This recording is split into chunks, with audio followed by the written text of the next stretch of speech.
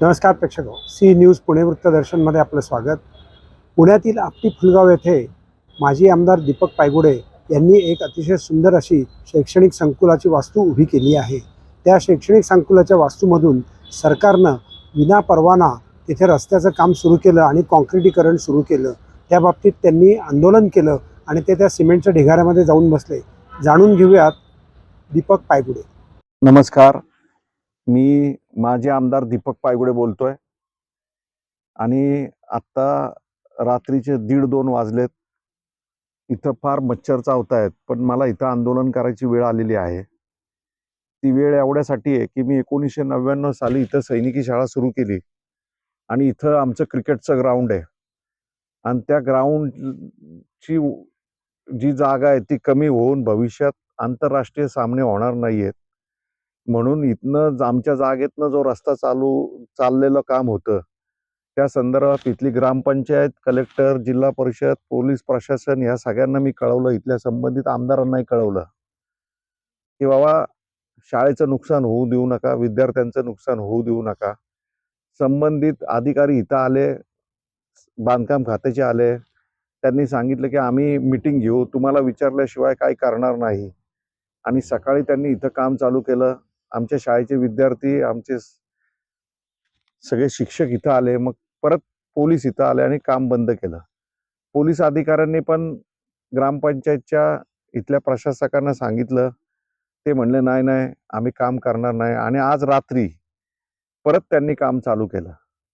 मी स्वतः 10 वर्ष आमदार, 5 वर्ष नगरसेवक, 35-40 वर्ष झोकून दिलंय समाजासाठी आणि आज मला या रात्रीचं इथं बसायला वेळ भाग पाडते। म्हणजे माझ्यासारख्याची जर ही अवस्था होत असेल तर सर्वसामान्य माणसाने कुठं अर्धा गुंठा, 1 गुंठा किंवा 2 गुंठे जागा घेतली असेल तर त्याला कोण न्याय देणार, कसं होणार? तर मला या व्हिडिओच्या माध्यमातून शासनाला आणि समाजाला कळकळीची विनंती आहे की बाबा आपण जर सगळ्यांनी जर विरोध केला नाही तर भविष्यात काय वाढून ठेवतील हे सांगता येणार नाही। मी तुम्हाला एवढंच सांगतो की जोपर्यंत हा विषय मार्गी लागणार नाही तोपर्यंत मी माझं आंदोलन असंच चालू ठेवणार आहे।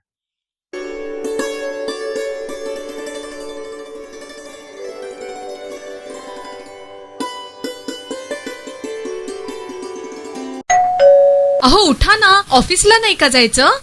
अगं मला आज फ्रेशच वाटत नाही, काही करायची इच्छाच नाही। अहो मग तुम्ही आजपासूनच न्यू युनायटेड फार्मसीचे गुड मॉर्निंग चूर्ण घेणं सुरू करा। अपचन, मलावरोध, बद्धकोष्ठ, आम्लपित्त आणि पोटाच्या तक्रारींवर खात्रीशीर आयुर्वेदिक उपाय गुड मॉर्निंग चूर्ण।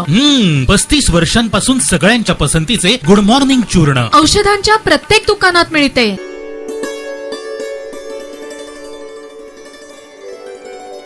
नमस्कार प्रेक्षक सी न्यूज पुणे वृत्तदर्शनमध्ये आपलं स्वागत। मी संपादक मालक डॉक्टर शैलेश गुजर।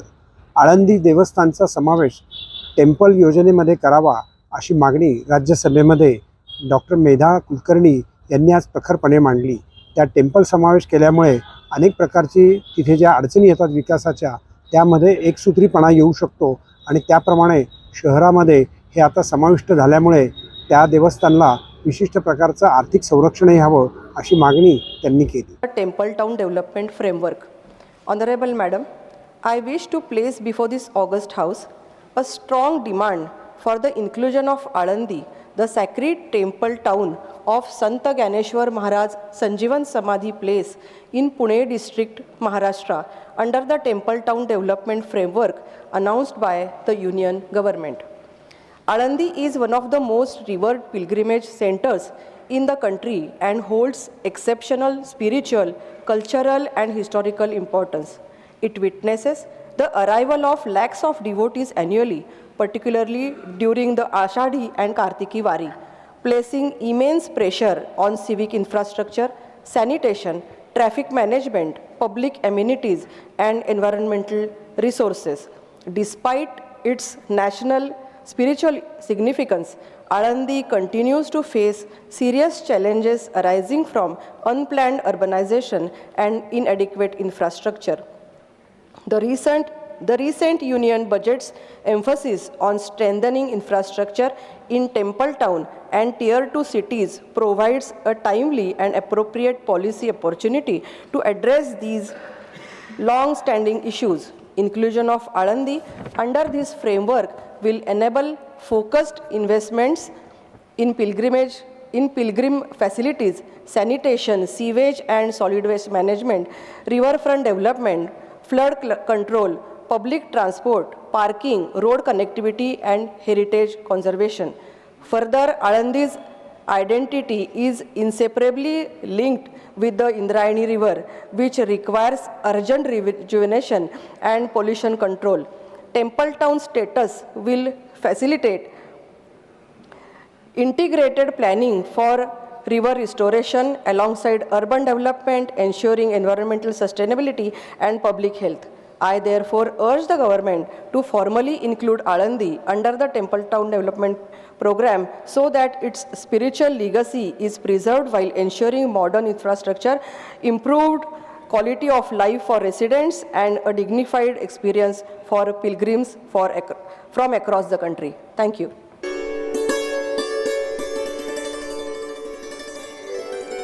नमस्कार प्रेक्षको, सी न्यूज पुणे वृत्तदर्शनमध्ये आपलं स्वागत. पुणे शहरामध्ये आता उन्हाळा मोठ्या प्रमाणात वाढू लागलेला आहे. त्याचबरोबर आता पाण्याची टंचाई आपल्याला जाणवू लागेल. तुर्तास तरी धरणांमध्ये योग्य आणि पुरेसा साठा आहे अशी जरी भूमिका प्रशासनानं घेतली असली तरी नागरिकांची जबाबदारी पाण्याचा वापर अतिशय काटकसरीनं आणि जपून करायला हवा. कारण यापुढचा उन्हाळा जसा आपला पावसाळा चांगला गेला, थंडी यावर्षी चांगली पडली, तसा उन्हाळा निसर्ग नियमाप्रमाणे 38 डिग्रीच्या वरती राहील आणि त्यामुळे पाण्याची वाफ मोठ्या प्रमाणात होईल, बाष्पीभवन होईल आणि नदी, तलाव, धरणं कोरडी पडतील. तेव्हा पाण्याचा वापर जपून करावा असं मी आपल्याला आवाहन करतो. पाहत रहा सी न्यूज पुणे वृत्तदर्शन.